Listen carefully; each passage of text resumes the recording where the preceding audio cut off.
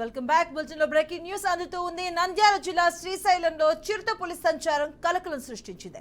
Patalaganga మార్గంలోని 110 cottage దేవస్థానం ఏయుఓ మోహన్ ఇంటి వెనుకతల తెల్లవారుజామున చిరుత సంచరించింది.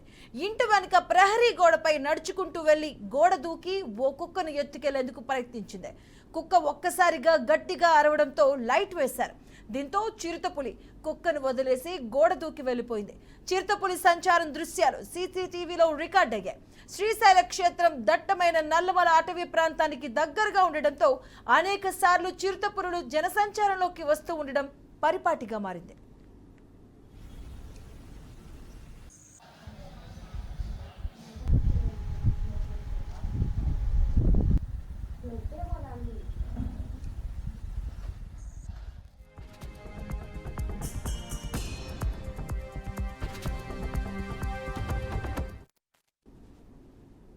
శ్రీశైలంలో చిరుతపులి సంచారం కలకలం రేపింది. దీనికి సంబంధించిన వీడియో సీసీటీవీ ఫుటేజ్ లో క్లియర్ గా కనిపిస్తూ ఉన్నాయి. కుక్కను వదిలేసి గోడ దూకి పారిపోయింది చిరుతపులి. శ్రీశైలంలో చిరుతపులి సంచారం ఇప్పుడు కలకలం రేపుతూ ఉంది. దానికి సంబంధించిన పూర్తి డీటెయిల్స్ మా కరెస్పాండెంట్ బసవరాజ్ అందిస్తారు. బసవరాజ్. మధు, పుణ్యక్షేత్రం శ్రీశైలంలో ఈ చిరుత సంచారం అయితే భయాందోళన కలిగిస్తా ఉంది. అంటే నిత్యము వందలాది మంది వేలాది మంది భక్తులు వస్తున్న తరుణంలో ఏదో ఒక సందర్భంలో చిరుతపులి కనిపించడము, సీసీ ఫుటేజ్ లో రికార్డు కావడము, అటు స్థానికులు కానీ ఇటు వచ్చిన దైవ దర్శనానికి వచ్చిన భక్తులు కానీ చాలా ఆందోళనకరమైన పరిస్థితి తలెత్తింది.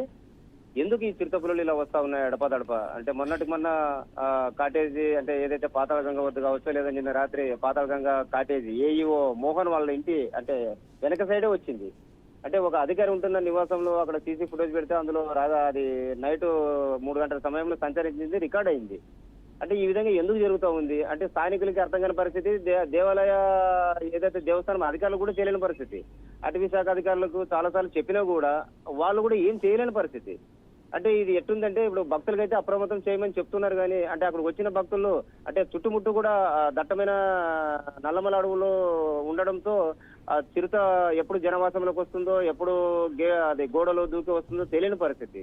దీంతో పాతాళగంగకు స్నానానికి వెళ్ళాలన్నా లేదా వచ్చిన భక్తులు ఏదైనా చెట్టు పుట్టల కింద కొంచెం సేద తీరి చెట్టు నీటి కింద కూర్చోవాలని కూడా భయపడే పరిస్థితి.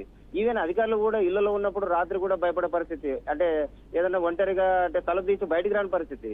అంటే ఈ క్రమంలో పుణ్యక్షేత్రంలో ఇదైతే ప్రమాదకరము. అంటే కుక్కలకు అలవాటుపడిన చిరుతపులులు కుక్కల కోసం సంచరిస్తూ వస్తున్నట్లు తెలుసా ఉంది.